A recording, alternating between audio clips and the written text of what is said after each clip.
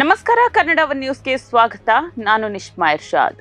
ಕರ್ನಾಟಕ ರಾಜಕಾರಣದ ಇತಿಹಾಸದಲ್ಲೇ ಹಿಂದೆಂದೂ ಕಾಣದಂತಹ ಹೈ ವೋಲ್ಟೇಜ್ ವಾಕ್ಸಮರ ಹಾಗೂ ಸಿದ್ಧಾಂತಗಳ ನೇರ ಯುದ್ಧವೊಂದು ಶುರುವಾಗಿದೆ. ಅದು ಬೇರೇನೂ ಅಲ್ಲ, ರಾಜ್ಯದ ನೂತನ ಗೃಹ ಸಚಿವರಾಗಿ ಅಧಿಕಾರ ವಹಿಸಿಕೊಂಡಿರುವ ಪ್ರಿಯಾಂಕ್ ಖರ್ಗೆ ಮತ್ತು ಕಮಲ ಪಾಳ್ಯದ ನಡುವಿನ ಮಹಾ ಸಂಗ್ರಾಮ ಅಂತಾನೆ ಹೇಳ್ಬೋದು. ಖರ್ಗೆ ಅವರು ಗೃಹ ಇಲಾಖೆಯ ಚುಕ್ಕಾಣಿ ಹಿಡಿದು ಕುಳಿತುಕೊಳ್ತಾ ಇದ್ದಂತೆ ಇತ್ತ ವಿರೋಧ ಪಕ್ಷವಾದ ಬಿಜೆಪಿ ಮತ್ತು ಅದರ ಮಾತೃ ಸಂಸ್ಥೆಯಾದ RSS ಒಂಥರ ನಡುಕ ಶುರುವಾದಂತೆ ಕಾಣ್ತಾ ಇದೆ. ಸಚಿವರ ಒಂದೇ ಒಂದು ಖಡಕ್ ತಿರುಗೇಟು ಇಡೀ ಕೇಸರಿ ಪಾಳೆಯವನ್ನ ಚಿಂತೆಗೀಡು ಮಾಡಿದೆ ಅನ್ನೋದು ಈಗ ರಹಸ್ಯವಾಗಿ ಉಳಿದಿಲ್ಲ. ಪ್ರಿಯಾಂಕ್ ಖರ್ಗೆ ಅವರು ಗೃಹ ಸಚಿವರಾಗಿ ಇನ್ನೂ ಒಂದು ವಾರವೂ ಕಳೆದಿಲ್ಲ. ಅದಾಗ್ಲೇ ಬಿಜೆಪಿಯ ಸಾಮಾಜಿಕ ಜಾಲತಾಣಗಳ ಅಂಗಳದಲ್ಲಿ ತಳಮಳ ಎದ್ದಿರೋದು ಜಗಜ್ಜಾಹೀರಾಗಿದೆ. ಖರ್ಗೆ ಅವರನ್ನ ಕುಗ್ಗಿಸೋದಕ್ಕೆ, ಅವರನ್ನ ಅಸಮರ್ಥ ಸಚಿವ ಅನ್ನುವಂತಹ ಹಣೆಪಟ್ಟಿಯನ್ನ ಕಟ್ಟೋದಕ್ಕೆ ಬಿಜೆಪಿ ಪ್ರಯತ್ನಿಸಿತ್ತು. ಆದ್ರೆ ಪ್ರಿಯಾಂಕ್ ಖರ್ಗೆ ಅವರ ಇತಿಹಾಸ ಮತ್ತು ರಾಜಕೀಯ ಹಿನ್ನೆಲೆ ಗೊತ್ತಿದ್ದವರಿಗೆ ಚೆನ್ನಾಗೇ ಗೊತ್ತು. ಅವರು ಸಣ್ಣ ಪುಟ್ಟ ಟೀಕೆಗಳಿಗೆ ಹೆದರಿ ರಣದಂಗದಿಂದ ದೂರ ಸರಿಯುವ ನಾಯಕನೇ ಅಲ್ಲ. ಬದಲಿಗೆ ಎದುರಾಳಿಗಳ ಕೋಟೆಗೆ ನೇರವಾಗಿ ನುಗ್ಗಿ ಅವರದ್ದೇ ಭಾಷೆಯಲ್ಲಿ ಉತ್ತರ ಕೊಡುವ ಖದರ್ ಮತ್ತು ತಾಕತ್ತು ಅವರಿಗೆ ಇದೆ. ಬಿಜೆಪಿಯ ಪ್ರತಿಯೊಂದು ಟ್ವೀಟ್ಗೂ ಸಚಿವ ಪ್ರಿಯಾಂಕ್ ಖರ್ಗೆ ಕೊಟ್ಟ ಕೌಂಟರ್ ಸಾಮಾನ್ಯದ್ದಾಗಿರಲಿಲ್ಲ. ಅದು ಕೇವಲ ರಾಜ್ಯ ಬಿಜೆಪಿಗೆ ಮಾತ್ರ ಅಲ್ಲ, ನೇರವಾಗಿ ಅವರ ಹೈಕಮಾಂಡ್ ಹಾಗೂ ಮಾತೃ ಸಂಘಟನೆಯಾದ RSSಗೆ ತಗುಲಿದೆ. ದಯವಿಟ್ಟು ನಿಮ್ಮ ರಾಜಕೀಯ ಮೇಲಾಧಿಕಾರದ ಸಂಘಟನೆಯಾದ RSSಗೆ ನನ್ನ ಸಾಷ್ಟಾಂಗ ನಮಸ್ಕಾರವನ್ನ ತಿಳಿಸಿ. ಹಾಗೆಯೇ ಅವರ ಸಂಘಟನೆಯ ನೋಂದಣಿಗೆ ಬೇಕಾದ ಎಲ್ಲಾ ಅಧಿಕೃತ ದಾಖಲೆಗಳನ್ನ ಸಿದ್ಧ ಮಾಡಿ ಇಟ್ಟುಕೊಳ್ಳೋದಕ್ಕೆ ಹೇಳಿ ಅಂತ ಖರ್ಗೆ ಬಿಟ್ಟ ಬಾಣ ಇಡೀ ಸಂಘ ಪರಿವಾರದಲ್ಲಿ ತಲ್ಲಣವನ್ನ ಸೃಷ್ಟಿಸಿದೆ. ವಿಶೇಷ ಅಂತ ಹೇಳಿದ್ರೆ, ಪ್ರಿಯಾಂಕ್ ಖರ್ಗೆ ಅವರ ಈ ನೇರ ಸವಾಲಿಗೆ RSS ಸದ್ಯಕ್ಕೆ ಯಾವುದೇ ಒಂದು ಅಧಿಕೃತ ಪ್ರತ್ಯುತ್ತರವನ್ನ ನೀಡದೆ ಸಂಪೂರ್ಣವಾಗಿ ಮೌನಕ್ಕೆ ಶರಣಾಗಿದೆ. ಇದಕ್ಕೆ ಪ್ರಮುಖ ಕಾರಣ, ಖರ್ಗೆ ಅವರು ಈಗ ಕೇವಲ ವಿಪಕ್ಷದ ನಾಯಕ ಮಾತ್ರ ಅಲ್ಲ, ಬದಲಿಗೆ ಇಡೀ ರಾಜ್ಯದ ಕಾನೂನು ಮತ್ತು ಸುವ್ಯವಸ್ಥೆಯನ್ನ ನಿಯಂತ್ರಿಸುವ ಅತ್ಯಂತ ಪವರ್ಫುಲ್ ಗೃಹ ಸಚಿವ.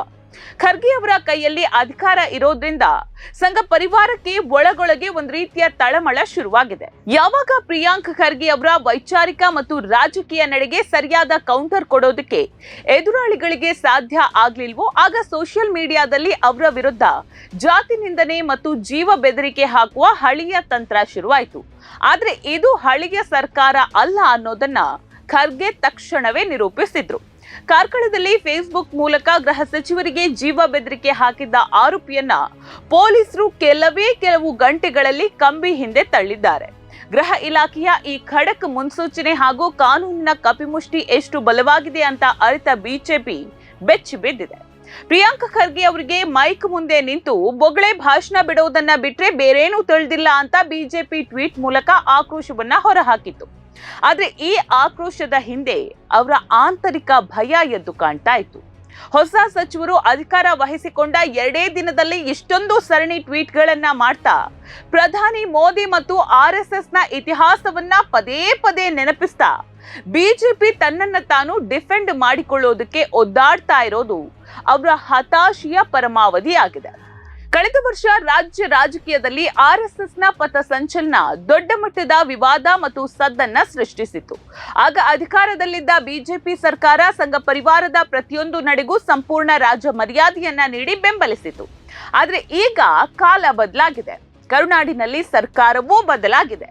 ಈಗ ಗೃಹ ಇಲಾಖೆಯ ಸಾರಥಿ ಸೈದ್ಧಾಂತಿಕವಾಗಿ ಗಟ್ಟಿಯಾಗಿರುವ ಪ್ರಿಯಾಂಕ್ ಖರ್ಗೆ. ಸಂಘ ಪರಿವಾರದ ಚಟುವಟಿಕೆಗಳ ಕಾನೂನು ಬದ್ಧತೆ ಮತ್ತು ನೋಂದಣಿ ದಾಖಲೆಗಳನ್ನ ಬಹಿರಂಗಪಡಿಸುವಂತೆ ಕೇಳುವ ಮೂಲಕ ಪ್ರಿಯಾಂಕ್ ಖರ್ಗೆ ಅವರು ಸಂಘ ಪರಿವಾರದ ಅಡಿಪಾಯಕ್ಕೆ ಕೈ ಇಟ್ಟಿದ್ದಾರೆ. ಬಿಜೆಪಿ ತನ್ನ ಅಧಿಕೃತ ಪ್ರಕಟಣೆಯಲ್ಲಿ, ನಾವು ಅನೇಕ ಸವಾಲುಗಳನ್ನ ಎದುರಿಸಿ ಇಂದು ವಿಶ್ವದ ಅತಿ ದೊಡ್ಡ ರಾಜಕೀಯ ಪಕ್ಷವಾಗಿದ್ದೇವೆ. ನಮ್ಮ ನಾಯಕರಾದ ನರೇಂದ್ರ ಮೋದಿ ಅವರು ದೇಶವನ್ನ ಸುದೀರ್ಘ ಅವಧಿಗೆ ಆಳಿದ್ದಾರೆ ಅಂತ ದೊಡ್ಡ ಇತಿಹಾಸವನ್ನ ನೆನಪಿಸಿದೆ.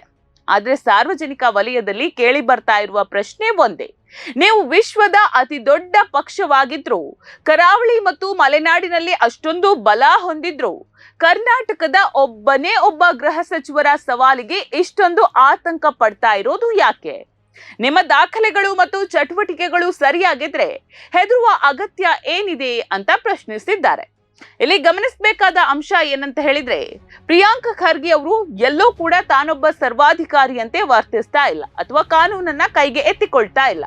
ಅವರು ಸ್ಪಷ್ಟಪಡಿಸಿರುವಂತೆ ಸಂಘಟನೆಗಳನ್ನ ಸುಮ್ನೆ ರಾಜಕೀಯ ದ್ವೇಷಕ್ಕಾಗಿ ನಿಷೇಧಿಸೋದು ಅವರ ಉದ್ದೇಶ ಅಲ್ಲ, ಸರ್ಕಾರದ ಉದ್ದೇಶ ಕೂಡ ಅಲ್ಲ. ಬದಲಿಗೆ ಸಾರ್ವಜನಿಕ ವಲಯದಲ್ಲಿ ಸಮಾಜದ ಹೆಸರಿನಲ್ಲಿ ಕೆಲಸ ಮಾಡುವ ಪ್ರತಿಯೊಂದು ಸಂಘಟನೆಯು ದೇಶದ ಕಾನೂನಿಗೆ ಬದ್ಧವಾಗಿರಬೇಕು ಮತ್ತು ಆರ್ಥಿಕವಾಗಿ ಪಾರದರ್ಶಕವಾಗಿರಬೇಕು. ಈ ಪಾರದರ್ಶಕತೆ ಮತ್ತು ದಾಖಲೆ ಅನ್ನುವಂತಹ ಪದಗಳೇ ಈಗ ಬಿಜೆಪಿ ಮತ್ತು RSSಗೆ ಅರಗಿಸಿಕೊಳ್ಳಲಾಗದ ತಲೆನೋವಾಗಿ ಪರಿಣಮಿಸಿದೆ. ಒಟ್ಟಾರೆಯಾಗಿ ಹೇಳೋದಾದ್ರೆ, ಪ್ರಿಯಾಂಕ್ ಖರ್ಗೆ ಅವರ ಈ ದಾಖಲೆ ಪ್ರದರ್ಶಿಸಿ ಅನ್ನುವಂತಹ ಒಂದೇ ಒಂದು ಸಿಂಗಲ್ ಡೈಲಾಗ್ ಇಡೀ ಕೇಸರಿ ಕೋಟೆಯ ನಿದ್ದೆಗೆಡಿಸಿದೆ.